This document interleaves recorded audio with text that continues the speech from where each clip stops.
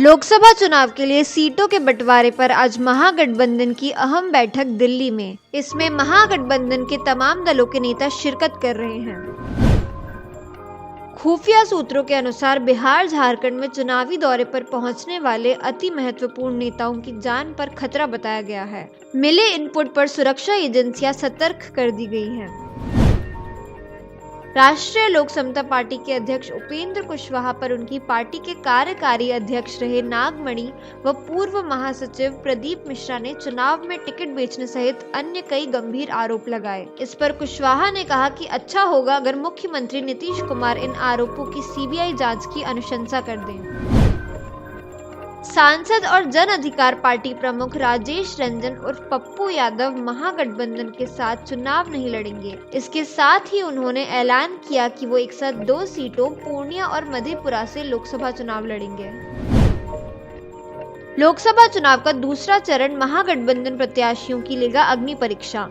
इस चरण में 5 लोकसभा सीटों भागलपुर, बांका, पूर्णिया, किशनगंज और कटिहार पर उम्मीदवारों के भाग्य का फैसला होना है। इन 5 महत्वपूर्ण सीटों में 2 आरजेडी के कब्जे में तो 2 कांग्रेस के पास। 5वीं सीट जेडीयू के पाले में है। इस बार के लोकसभा चुनाव में बड़ी संख्या में सांसदों को टिकट नहीं मिलेगा, लेकिन इस बार मैदान में पुराने लड़ाके भी दिखाई देंगे। कहीं नए तो कहीं पुराने प्रत्याशी दिखेंगे।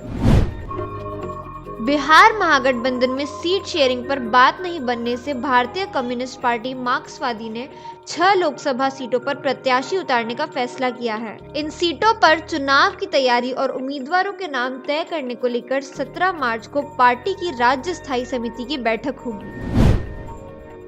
होली में घर आने वाले यात्रियों की परेशानी को देखते हुए रेलवे ने पटना जंक्शन एवं बरौनी से दिल्ली के लिए होली स्पेशल ट्रेनों के साथ साथ गोरखपुर, छपरा, हाजीपुर, बरौनी के रास्ते आनंद विहार से कामाख्या, फिरोजपुर से कटिहार के लिए होली स्पेशल ट्रेन चलाने की घोषणा की है।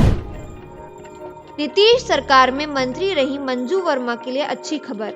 आर्म्स एक्ट में जेल में बंद पूर्व समाज व कल्याण मंत्री मंजू वर्मा को पटना हाईकोर्ट ने सुनवाई के दौरान 50 गोली के जब्ती मामले में जमानत दे दी है। बिहार में नक्सली एरिया कमांडर दयानंद मालाकार की बहन ने पुलिस के ही होश उड़ा दिए।